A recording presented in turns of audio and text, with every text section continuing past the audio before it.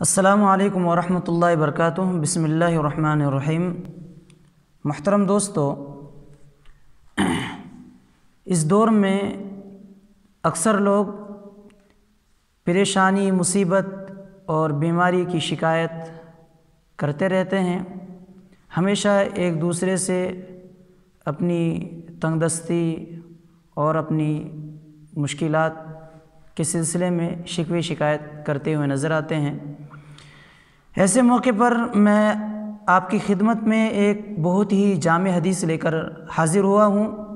اس حدیث پر اگر ہم عمل کر لیں تو اللہ تعالی ہماری جتنی بھی پریشانیاں ہیں سب ختم فرما دیں۔ حضرت جابر رضی اللہ عنہ فرماتے ہیں، اللہ کے رسول صلی اللہ علیہ وسلم نے فرمایا، علیکم بقیام اللیل، لوگو تہجد کی نماز پابندی سے پڑھنے کی کوشش کرو، فإنہ دأب الصالحین قبلکم، اس لیے کہ تہجد کی نماز پڑھنا یہ تم سے پہلے نیک لوگوں کی عادت رہی ہے، ان کا شیوا رہا ہے، وہ تہجد کی نماز پڑھنے کی کوشش کرتے تھے۔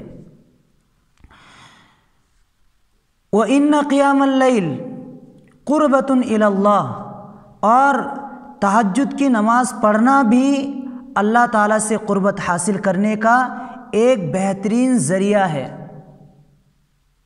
وَمَنْهَاتٌ عَنِ الْإِثْمِ، اور تہجد پڑھنا یہ گناہوں سے روکتا ہے، گناہوں سے انسان کو بچاتا ہے، دور رکھتا ہے۔ تو کوئی شخص، اسی کو قرآن میں کہا گیا، ہِیَ أَشَدُّ وَطْئًا، رات کو اٹھنا، تہجد پڑھنا یہ نفس کو کچل دیتا ہے، نفس کو مٹا دیتا ہے، نفسانی خواہشات کو ختم کر دیتا ہے بالکل۔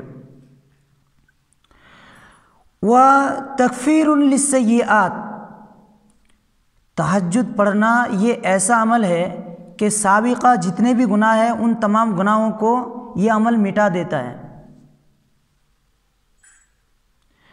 اللہ کے نبی نے آخری جملہ جو ارشاد فرمایا، اس جملے کی مناسبت سے میں یہ ویڈیو بنا رہا ہوں۔ اللہ کے نبی نے فرمایا، وَمَطْرَدَةٌ لِلدَّاءِ عَنِ الْجَسَدِ، اور جسم سے، بدن سے بیماری کو یہ دفع کرتا ہے، دور کرتا ہے، ختم کرتا ہے تہجد پڑھنا۔ تو کوئی شخص اگر تہجد کی پابندی کرتا ہے تو اس کو کئی طرح کے فائدے حاصل ہوتے ہیں۔